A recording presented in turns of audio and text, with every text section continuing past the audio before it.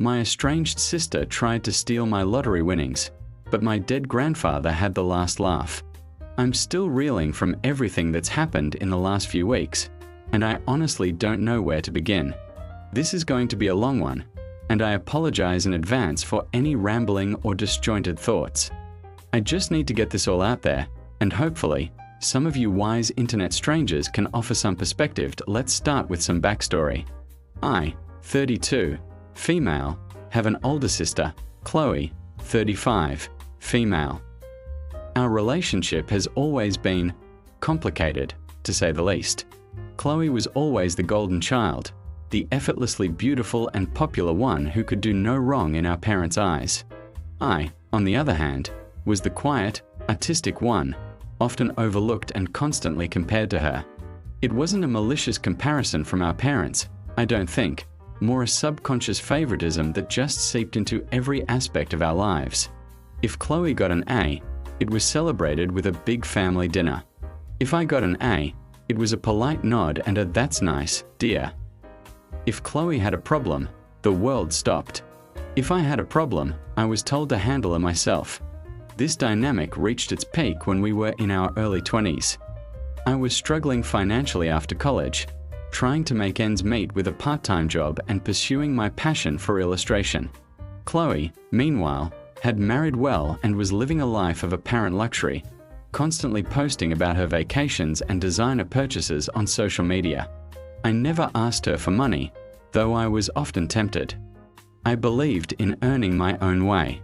One day, I confided in our mother about how hard things were and how much I wished I could catch a break.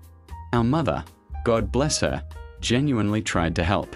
She suggested I ask Chloe for a small loan to help with my rent for a month or two, just to get back on my feet. I was hesitant, knowing Chloe's history of making everything about her, but our mother insisted she'd speak to her first. A few days later, Chloe called me. She wasn't subtle. She laid into me, telling me I was a leech, that I needed to stop relying on others, and that if I wanted to succeed, I should work harder like she did. She then proceeded to boast about a recent bonus her husband had received, and how they were planning a lavish trip to the Maldives.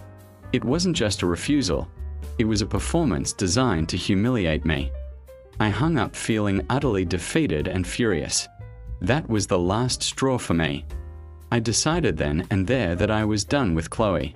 I slowly distanced myself, stopped attending family gatherings where she would be present, and limited my interactions with our parents to avoid hearing about her. It caused a rift with our parents, who tried to mediate, but I stood my ground. I couldn't be around her anymore without feeling a deep sense of resentment and pain. My mental health significantly improved once I cut her out. Fast forward a few years. My grandfather, my mother's father, passed away last year. He was a wonderful man, the only person in our family who truly saw me for who I was and encouraged my artistic pursuits. He would always secretly slip me $20 bills when I was a struggling art student, telling me to buy myself some good paints, not that cheap stuff. He was my rock. When he passed, it was devastating. He had a modest estate, and his will stipulated that everything be divided equally between my mother and her brother, my uncle. My uncle, being a kind and generous man, immediately said he wanted to split his portion with his children and, surprisingly, with me and Chloe. He knew how much my grandfather meant to me, and he felt it was only fair. My parents, however, insisted that I didn't need anything, as I was doing so well now. I had finally started making a comfortable living as a freelance illustrator, and that Chloe, with her 2 children, needed it more. My uncle, bless him, gently pushed back, saying my grandfather would have wanted everyone to have a share. Eventually, a compromise was reached, a small portion for Chloe, a small portion for me, and the rest to my uncle's children. I didn't expect anything, so I was grateful for even the smallest amount. What I didn't know then was that my grandfather had a secret. A very large, very well-kept secret. About 6 months ago, I bought a lottery ticket. It was a spur-of-the-moment decision, just a quick pick at the gas station. I rarely play, but I had a good feeling that day. I forgot about it for a few weeks, tucked away in my purse, until I was cleaning it out one afternoon. I checked the numbers online, more out of habit than expectation. And that's when my world imploded. I had won. Not a small amount, not a few thousand. I had won the jackpot. A staggering $12 million. My first reaction was pure disbelief, then an overwhelming sense of panic. I didn't tell anyone. Not my closest friends, not my new boyfriend, absolutely no one. I spent weeks consulting with lawyers and financial advisors, setting up trusts, and making sure everything was in order before I even thought about claiming the prize. I wanted to be smart about this, to protect myself and my future. I claimed the prize anonymously, as allowed in my state, and continued to live my life as normally as possible. I made some strategic investments, paid off my small mortgage, and set up a fund for my parents' retirement, anonymously, of course. I still worked, still pursued my art, but now with a profound sense of security and freedom. It was liberating, and also terrifying. My boyfriend, David, 33, male, and I have been together for almost 2 years. He's an incredible man, kind, supportive, and loves me for who I am. He knows I'm financially comfortable, but he doesn't know the extent of my wealth. I've been wrestling with how and when to tell him. I wanted to be sure our relationship was solid, built on genuine affection and not on money. I was planning to tell him very soon, perhaps when we celebrated our 2nd anniversary. Then came the family drama. My grandmother, my mother's mother, organized a huge family reunion a few weeks ago. It was the first time I'd seen Chloe in years. I went mostly for my grandmother, who had been asking me to mend fences with Chloe for ages. I decided to be civil, polite, and keep my distance. Easier said than done when Chloe is involved. The reunion was going as well as could be expected. I was chatting with my cousins, enjoying the food, and studiously avoiding Chloe, who was holding court by the appetizer table, as usual. Suddenly, my uncle, my mother's brother, pulled me aside. He looked flustered. "Jessica," he whispered, "I need to talk to you about something important. Something your grandfather, well, he had a secret." My heart instantly started pounding. "What kind of secret, uncle?" He led me to a quiet corner of the yard. "Do you remember that small inheritance you received from your grandfather's will?" I nodded. "Yes, of course." I was very grateful. "Well," he continued, "that wasn't all of it. Not by a long shot. Your grandfather was a very shrewd man, and he had a deep distrust of banks and the stock market after the crash in '08. He had been quietly investing in some very successful private ventures over the past few decades, and he amassed quite a substantial hidden fortune. He kept it completely off the books, in a series of offshore accounts and even some physical gold and silver stored in a very secure, undisclosed location. He revealed all of this to me a few months before he passed, making me promise not to say anything until a specific time. He said he had a feeling about certain people and wanted to ensure his wishes were truly honored. My jaw dropped. "How much are we talking about, uncle?" He looked me dead in the eye. "Jessica, your grandfather left you approximately $10 million. I swear the world stopped spinning. $10 million. My lottery winnings were $12 million. I had just won $12 million, and now I was inheriting $10 million more. It felt like a cosmic joke. I was numb. He stipulated in a separate, sealed letter, only to be opened by me, that the bulk of his hidden wealth was to go directly to you," my uncle explained, his voice low. "He said you were the only one who truly understood him, who appreciated his quiet strength, and who had the artistic soul he always admired. He also said, and I quote, 'Jessica knows what it's like to work for what she has, and she won't squander it on fleeting desires or superficial appearances.' He then went on to say that Chloe already had a comfortable life and that her priorities were not aligned with true generational wealth. He knew her tendencies, Jessica. I was speechless. My grandfather, my quiet, kind grandfather, had been a secret millionaire and had left it all to me. It was overwhelming. My uncle explained that he had been in the process of transferring the funds and assets to a secure trust in my name over the past few months, as per my grandfather's detailed instructions, and it was now complete. He was waiting for the right moment to tell me, and he felt the family reunion was as good a time as any, given the circumstances that were about to unfold, and unfold they did somehow, some way. Chloe had gotten wind of my newfound wealth. I still don't know how. Maybe she saw some of the paperwork I had to sign for the trust, or perhaps someone at the bank or the legal office recognized my name and spoke out of turn. Whatever it was, the news reached her. The next thing I knew, Chloe was storming towards me and my uncle, her face contorted in a furious mask. "So, it's true, isn't it, Jessica?" she shrieked, her voice cutting through the festive chatter. "You've been hiding millions from us, from your own family." Everyone at the reunion turned to stare. My parents, their faces a mixture of confusion and shock, started making their way towards us. "Chloe, what are you talking about?" my mother asked, her voice trembling. Chloe completely ignored her. She pointed a manicured finger at me.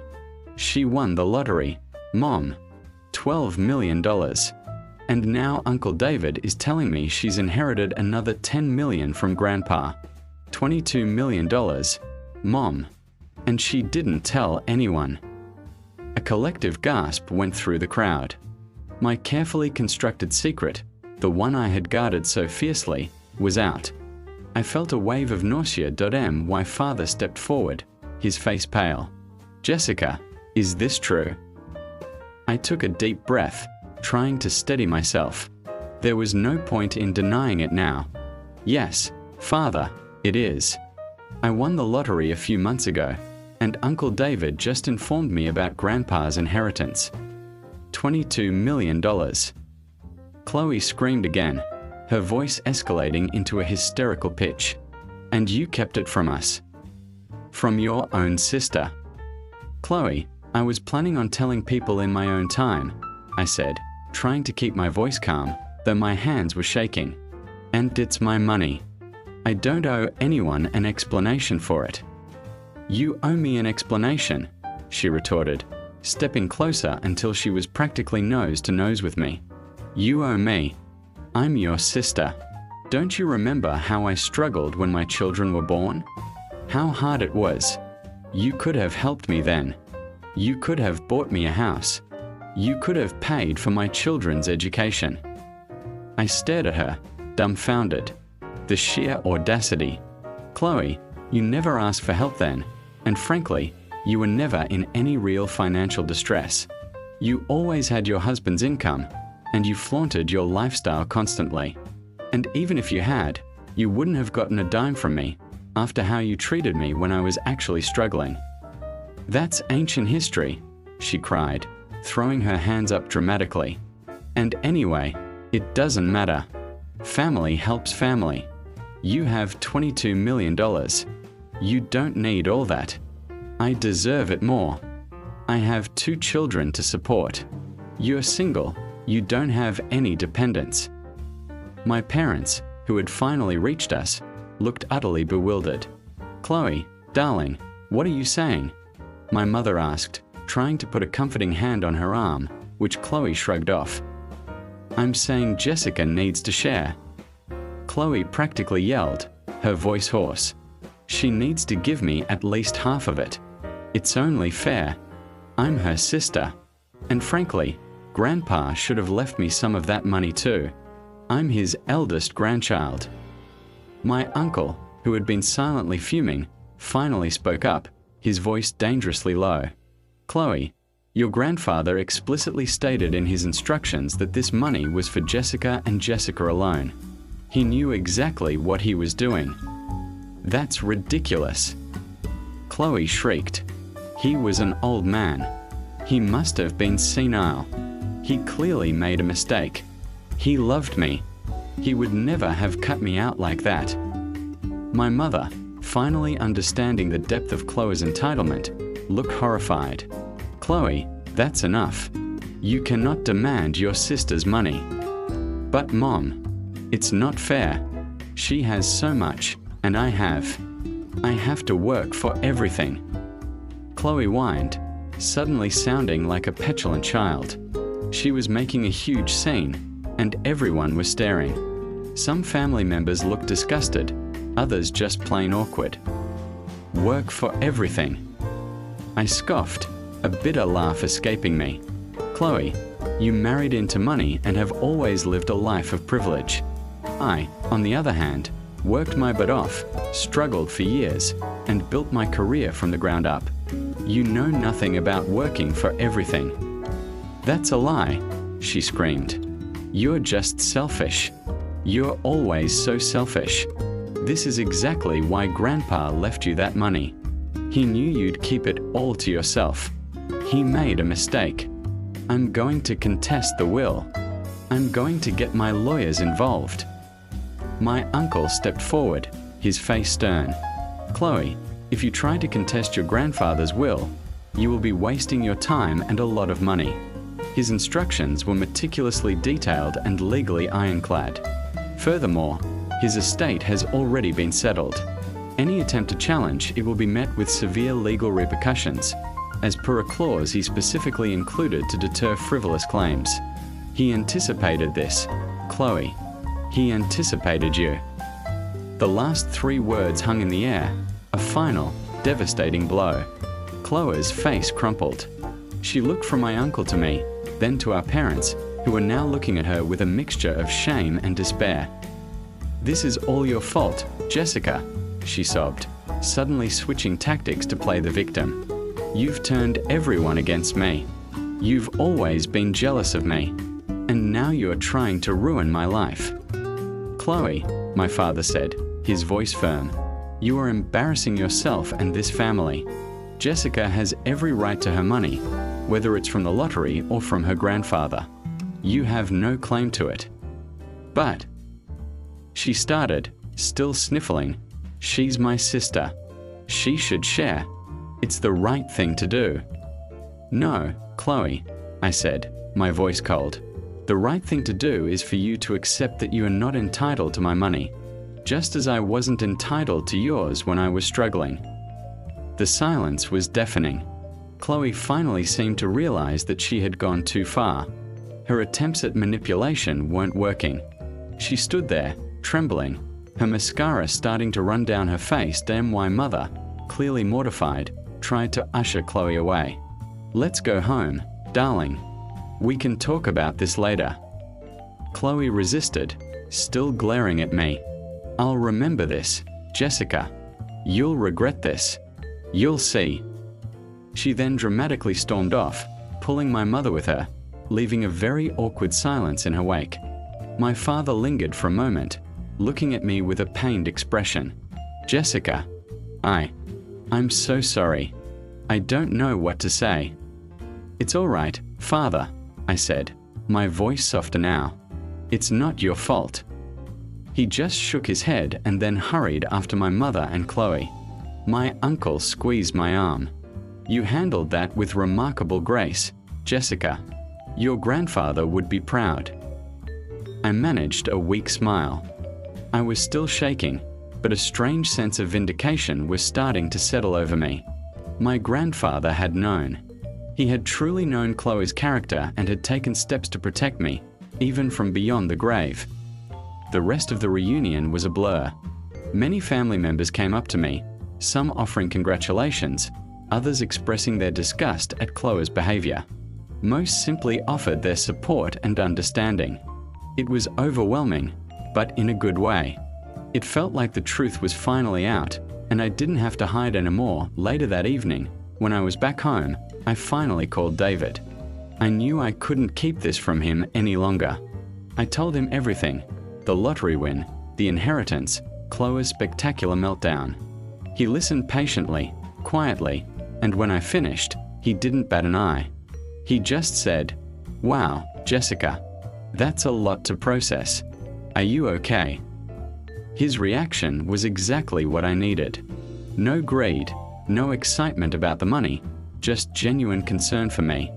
I started to cry, relief washing over me.